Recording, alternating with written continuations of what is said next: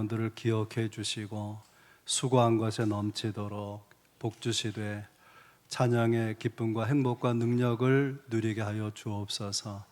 하나님 아버지, 주의 말씀 앞에 있습니다.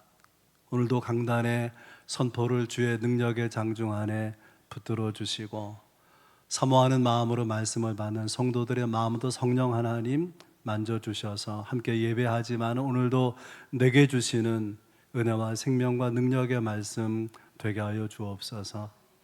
예수님 이름으로 기도하옵나이다. 아멘.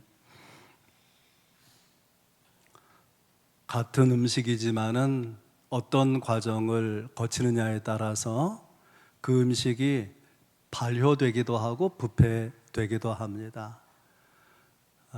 발효된 음식은 우리 건강에 유익하죠. 맛도 좋고. 음식이 부패하면 당연히 먹을 수도 없고 먹으면 해롭게 되지 않겠습니까? 우리 삶도 마찬가지인 것 같아요.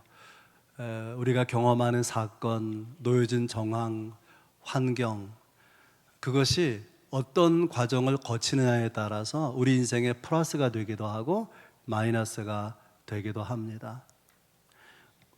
우리가 놓여진 환경이 어떠하든지 우리 인생이라는 과정을 거치면서 우리가 모든 믿음을 다하고 모든 순종을 다한다면 반드시 그 과정 끝에는 혹은 과정 중에도 하나님께서 은혜와 복을 베푸시리라 그렇게 믿습니다. 오늘 본문은 엘리야 선지자와 사르밧 과부의 이야기입니다. 당시 북이스라엘은 아합 왕이 다스리고 그 안에 이세벨과 더불어서 엘리야가 이스라엘 백성에게 재앙을 선포했기 때문에 하나님의 말씀이 없으면 이 땅에 비도 이슬도 내리지 않는다. 그렇게 선포하고 실제로 가뭄이 들었기 때문에 굉장히 미운 대상이죠. 그래서 죽이려고 군대를 푼 상황입니다. 하나님께서는 엘리야 선지자를 보호하기 위해서 그릿 시냇가에 피신시켜요. 가뭄 때에도 거기에 시내니까 물이 있지 않습니까? 얼마 지나지 않아서 그 시내도 마르게 되니까 하나님께서 이번에는 이방 지역 시돈에 있는 사르밧으로 엘리야를 옮기십니다. 오늘 나누려고 하는 주제는 순종인데요. 두 사람의 순종, 엘리야의 순종, 그리고 이 사르밧 과부의 순종, 그리고 그 가운데에 하나님의 인도하심을 주제로 말씀을 나누겠습니다. 엘리야의 순종. 엘리야가요 그릿 시냇가에서 사르밧 과부가 있는 그 시돈까지는 120km입니다. 걸어서 가야 되는 120km는 가까운 거리가 아니죠. 여러 날을 고생해서 거친 광야를 또 거쳐서 힘든 여정 가운데 가야 되는 곳이죠. 그런가 하면 시돈은 바알 숭배의 본거지예요. 바알을 영적으로 대적했던 엘리야로서는 정말 목숨이 위태로운 장소 아니겠습니까? 그리고 하나님의 말씀에 엘리야가 순종하지 어려운 더 중요한 이유는 지금 하나님이 가라고 하는 땅이 이방 땅이고, 그리고 그 몸을 의탁하라고 하는 대상이 과부예요. 하나님이 엘리야를 돕으려고 하면 돌볼 수 있는 좀 괜찮은 사람을 연결해도 좋은데 왜 이방인 하필이면 그것도 과부에게 몸을 의탁하라고 하느냐? 굉장히 자존심 상하죠. 그렇게 하고 싶지 않은 거예요. 그런데 엘리야가 순종합니다. 엘리야의 순종, 왜 순종했을까? 첫째는 하나님이 말씀하시기에 순종하는 거예요. 8절에 이렇게 돼 있죠. 여호와의 말씀이 엘리야에게 임하여 이르시되. 여기에 중요한 포인트가 있어요. 말씀이 그에게 임했다는 거예요.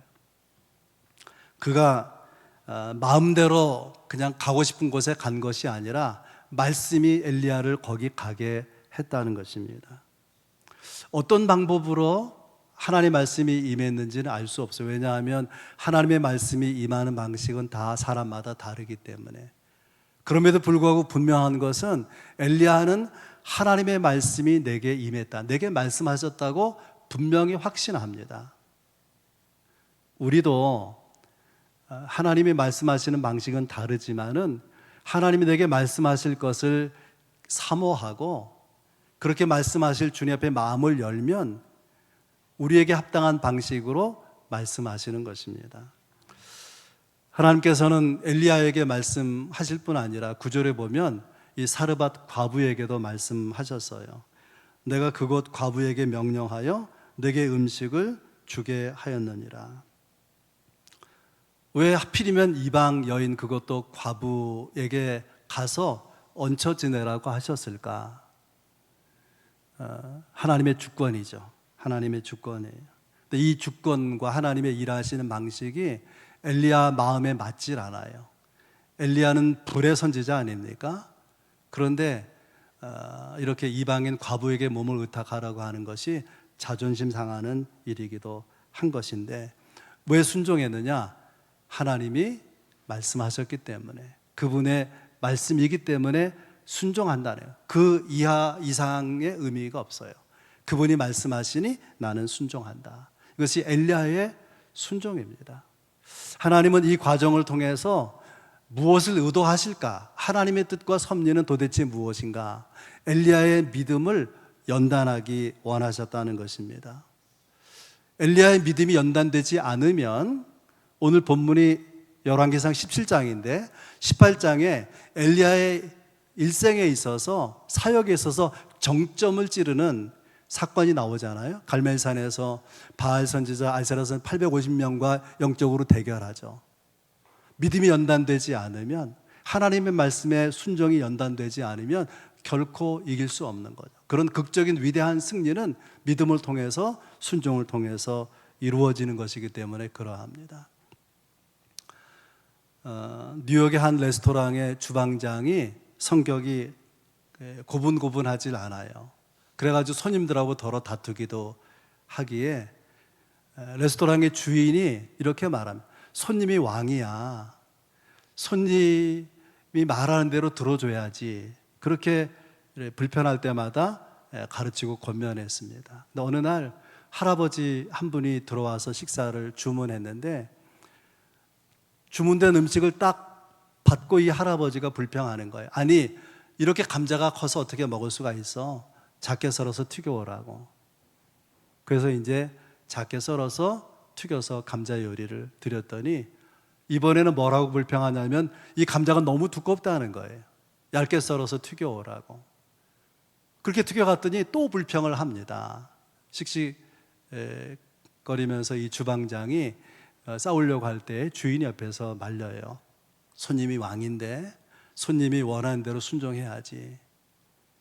그래서 참고 몇 번을 더 얇게 썰어 오라는 그 할아버지의 요청에 응답해서 얇게 썰어서 튀겨서 갖다 줬어요.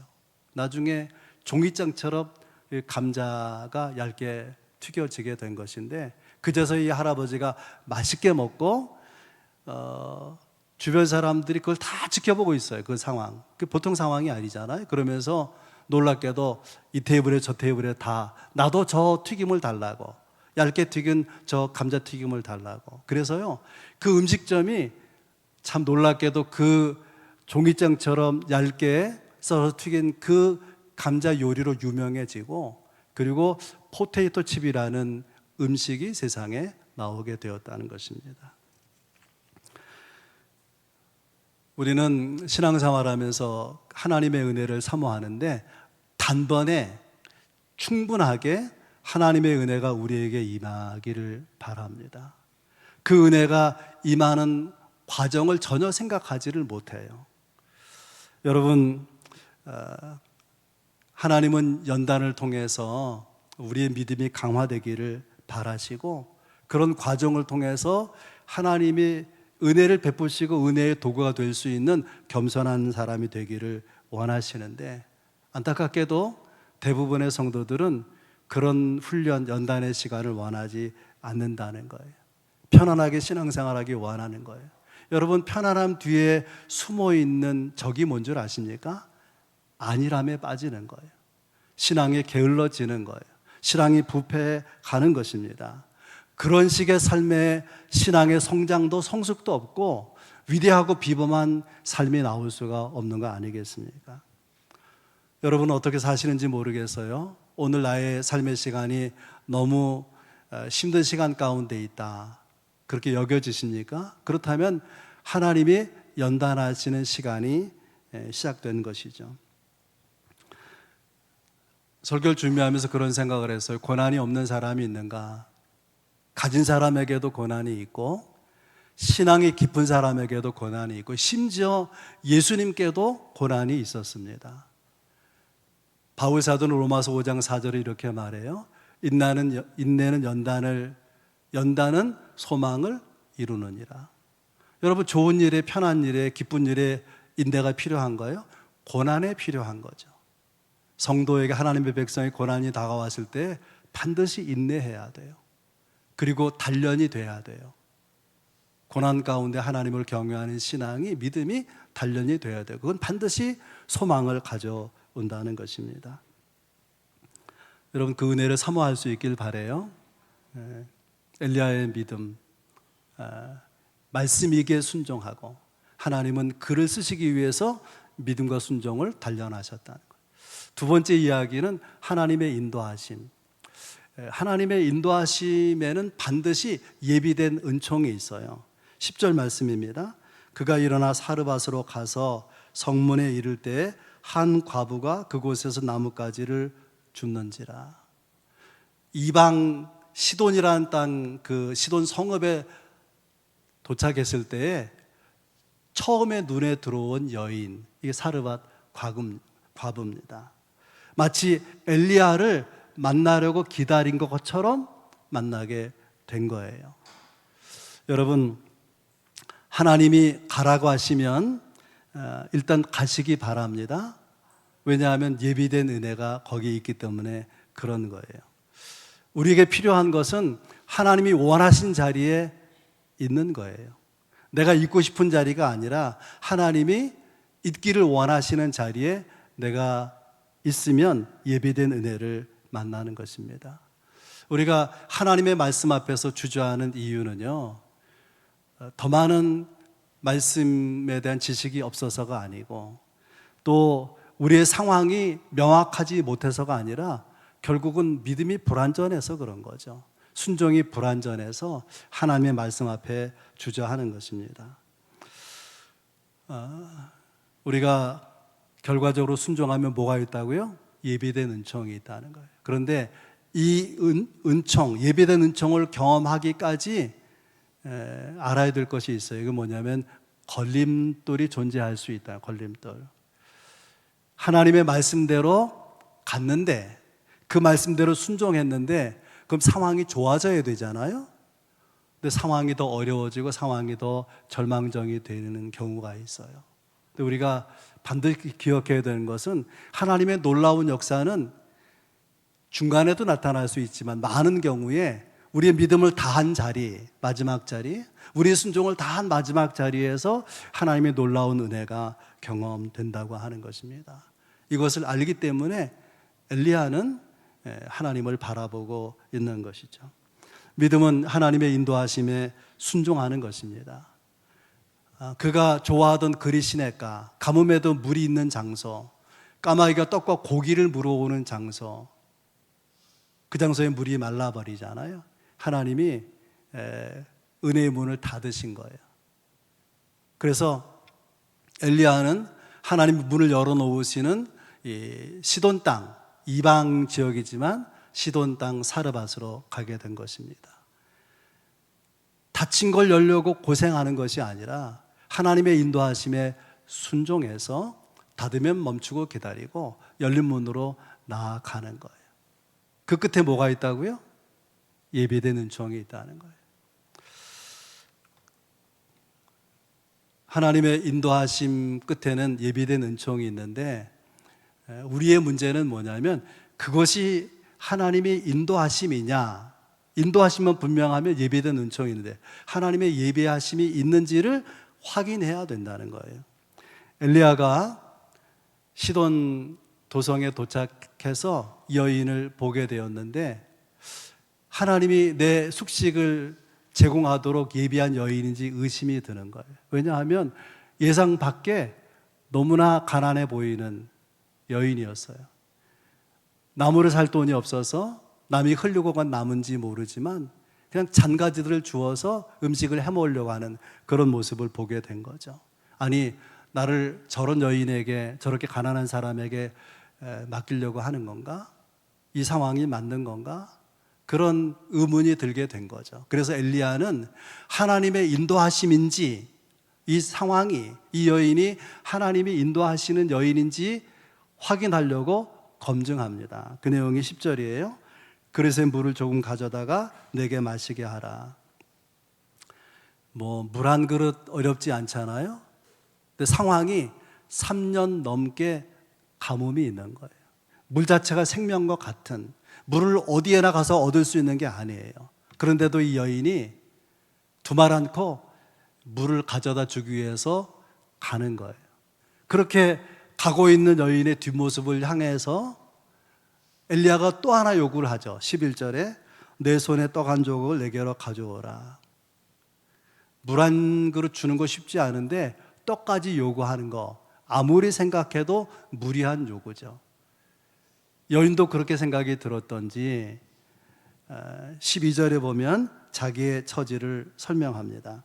나는 떡이 없고 다만 통에 가루 한 움큼과 병에 기름 조금뿐이라. 내가 나뭇가지 둘을 주워다가 나와 내 아들을 위하여 음식을 만들어 먹고 그 후에는 죽으리라. 그냥 말을 안 해도 너무나 찢어지게 가난한 여인이라는 거 알 수 있어요. 그런데 여인의 설명을 듣고 보니까 그냥 가난한 정도가 아니라 그 가난으로 인해서 죽음도 생각한 그런 상황인 거예요. 여인의 상황을 여러분 생각해 보세요. 먹고 살기 위해서, 살아남기 위해서 무슨 일을 안 했겠습니까? 해볼 수 있는 일을 다 하고 그런 어려운 가운데, 과부라는 처지, 가뭄에 정말 어려운 상황 가운데 얼마나 많은 멸시를, 얼마나 많은 모멸감을 느끼고 살았겠습니까? 이 여인이 더 이상 희망이 없다 생각하고 남은 밀가루로 음식 만들어 먹고 죽을 생각도 했다. 그런 이야기를 듣게 된 거죠. 오스왈드 챔버스라고 하는 분이 이 부분에서 우리가 생각할 이야기를 합니다. 당신의 동정심으로 인해 하나님의 뜻을 가로막지 않도록 하십시오. 이 여인의 상황, 여인의 설명은요, 이 여인에게 도움을 구하면 안 되는 거죠. 그런데 당신의 동정심으로 하나님의 뜻을 가로막지 않도록 하십시오. 그게 무슨 말이냐면 어떤 상황에서도 거기에 하나님의 뜻이 있는지, 하나님의 인도하심이 있는지 확인해야 된다는 거예요. 검증해야 된다는 거예요. 그렇게 하나님의 뜻이 있으면 순종하면 뭐를 만나요?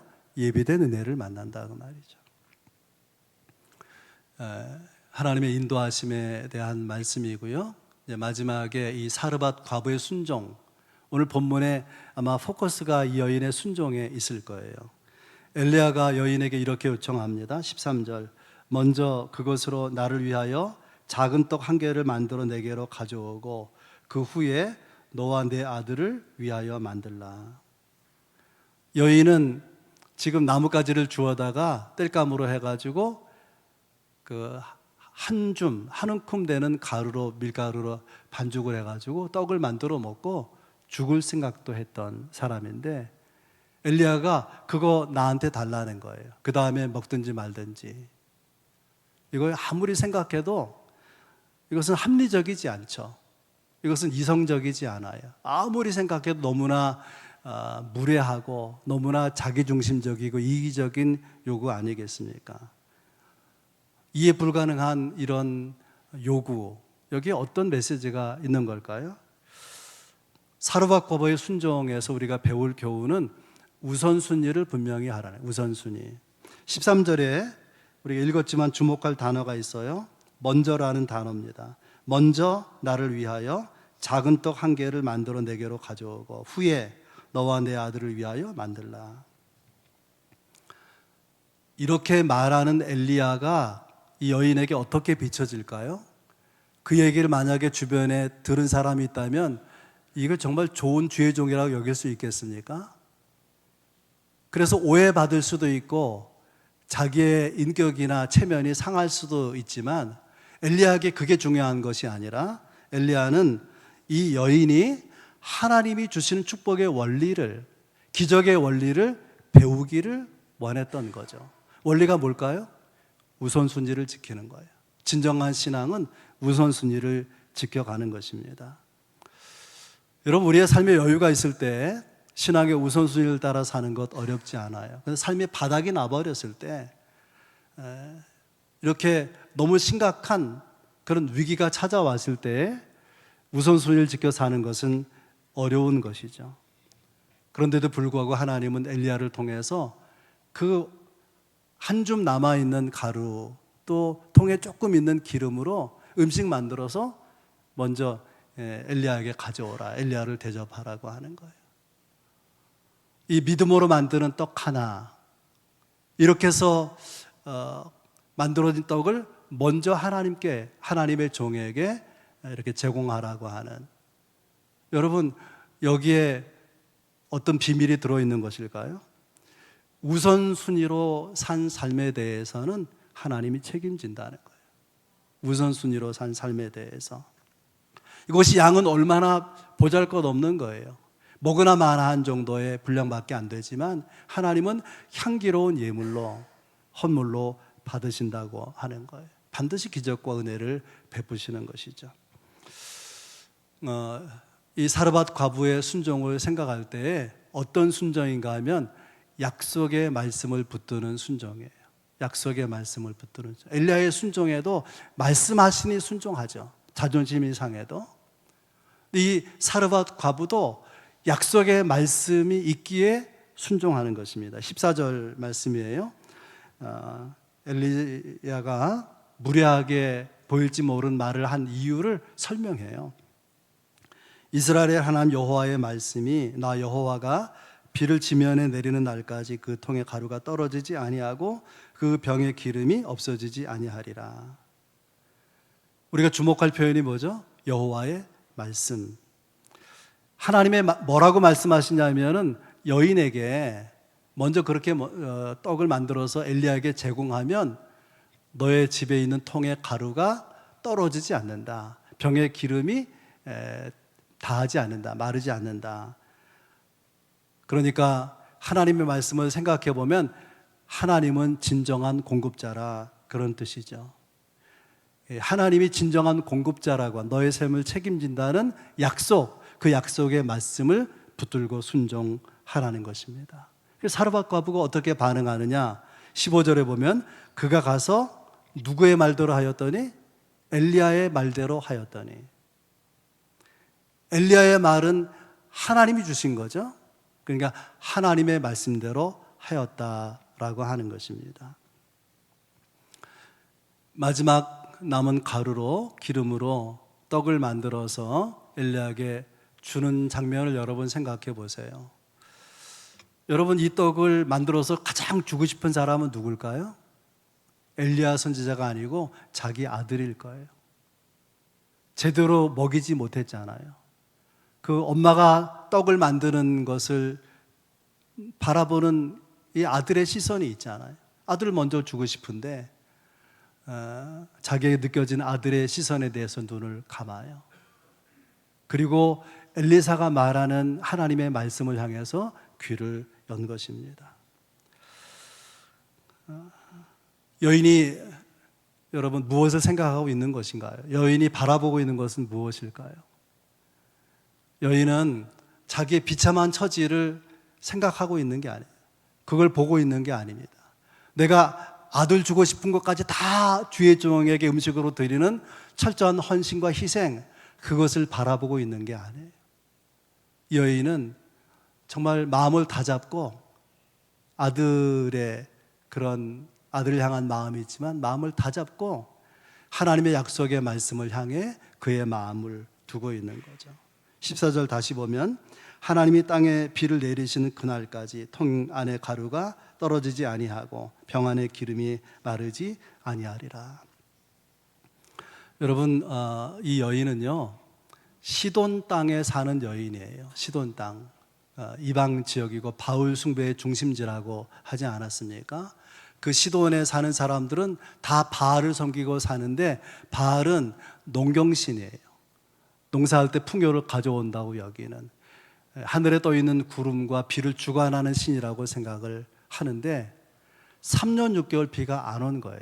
이 여인이 생각할 때 우리는 바알 신이 비를 가져오고 또 비를 담고 있는 구름을 띄우는 신이라고 여겼는데, 도대체 바알 신은 뭐 하고 있는 거지? 이렇게 죽을 지경인데, 자기가 믿었던 신에 대한 절망을 느끼고 있을 때에 엘리야를 통해서 하나님의 말씀을 받게 된 거예요. 통의 가루가 떨어지지 아니할 거다. 병의 기름이 다하지 않을 거다. 그리고 놀라운 이야기가 뭐냐면, 하나님이 이 땅에 비를 지면에 내리시는 그날까지. 비를 누가 내려요? 바알이 아니라 여호와 하나님이 내리신다는 말씀을 들은 거예요. 바알을 두고는 소망을 가질 수 없는 그런 시간에 희망의 말씀을 받은 거예요. 약속의 소망의 말씀을 받고 거기에 자기의 인생을 맡긴 것입니다. 우리와 비교할 때 우리의 문제는 뭘까요? 정말 바라봐야 될 것을 바라보지 못하고 바라보지 않아도 될 것에 우리의 시선을 빼앗기고 산다고 하는 거예요. 이해되지 않는 일이지만은 하나님은 믿음을 요구하시고 순종을 요구하시고 우리의 시선이 바뀌기를 요구하십니다. 히브리서 11장은 믿음장이라고 알려져 있는데, 그 1절이 믿음의 정의 같은 말씀이죠. 믿음은 바라는 것들의 실상이고 보이지 않는 것들의 증거다. 그러니까 여기 그 믿음은 바라는 것들의 실상이라고 하는데, 실상이라는 말이 중요한 단어예요. 휘포스타시스라고 하는 단어인데, 이거는 밑에 놓다, 기초를 깔다 그런 뜻이에요. 받침대라 그런 뜻입니다. 믿음은 뭔가 하면 내가 바라는 것들 밑에다가 받침대를 놓는 거다 그 말이에요. 여러분 생각해 보세요. 누가 선물로 주었든지 그 가문에 내려오는 보물이든지 간에 수천만 원짜리 도자기가 있어요. 근데 그거를 아무 데나 놓겠습니까? 기울어져 있는 선반이라든지 나무가 썩는 선반이라든지 그 무게를 버티지 못할 선반, 절대로 거기 두지 않죠. 이걸 올려놓을 때 그 받침대가 안전한지를 확인할 거예요.